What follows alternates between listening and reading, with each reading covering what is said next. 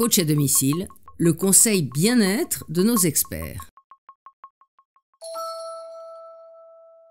Je m'appelle France Brécard, je suis psychopraticienne et je suis aussi formateur. Je travaille à l'École d'analyse transactionnelle de Paris et j'ai écrit un livre qui s'appelle « 50 exercices pour savoir dire non ». Il est important de savoir dire non parce que quand on dit non, on se respecte soi-même, on met une frontière entre soi et les autres et on s'autonomise vis-à-vis de l'autre. On évite d'être dans le besoin et dans le désir de l'autre. C'est assez difficile de dire non dans le milieu professionnel. C'est difficile parce que nous sommes tous un peu hantés par le chômage, par l'idée de perdre notre emploi et donc résister à son patron, c'est pas toujours une bonne idée. Cependant, il est important malgré tout de dire non parce qu'on nous demande parfois des tâches impossibles ou on nous demande de trop travailler et il faut se préserver soi-même. Dans le cas où une tâche nous paraît difficile à faire ou nous demandant trop de temps, il me semble qu'il vaut mieux négocier avec son patron, avec ses collègues, de façon à faire en sorte que la tâche soit partagée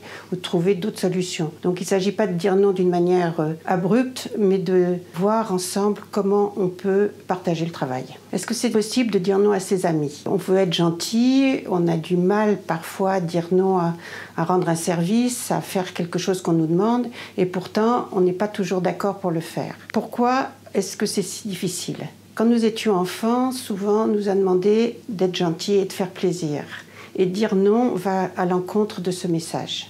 L'autre raison pour laquelle c'est difficile, c'est parce qu'en analyse transactionnelle, on parle du triangle dramatique. D'un côté, il y a le sauveur, de l'autre côté, la victime, et le troisième côté, c'est le persécuteur. Là, on va parler plutôt du sauveur. Le sauveur, c'est celui qui fait des choses qu'il n'a pas envie de faire, ou pour lesquelles il n'a pas les talents, ou pour lesquelles il n'a pas le temps, et pourtant on le fait quand même. Pour éviter d'être sauveur, il est important de se demander si on peut vraiment aider cette personne, et si cette personne ne peut pas faire les choses par elle-même. Pour dire non à quelqu'un, il faut se demander si on a vraiment envie de l'aider, si on a les moyens de l'aider, si on a le temps de le faire et si vraiment c'est indispensable pour cette personne. Sans ça, il faut se dire non et passer peut-être pour pas très gentil. C'est pas vraiment facile de dire non à ses parents. On a souvent été élevés pour leur dire oui. Dans ce système de faire plaisir à nos parents, nous restons dans l'enfant adapté vis-à-vis d'eux, même quand nous sommes plus âgés, et nous avons tendance à dire oui sans même réfléchir à ce que nous voulons. En fait, nos parents nous remettent dans la situation d'enfant vis-à-vis d'eux. Il est important de rester dans l'adulte et de réfléchir avant de dire oui ou non, savoir ce que nous voulons vraiment. Dire non, c'est s'autonomiser, c'est devenir grand. Dire non à ses enfants, là vraiment, c'est pas facile.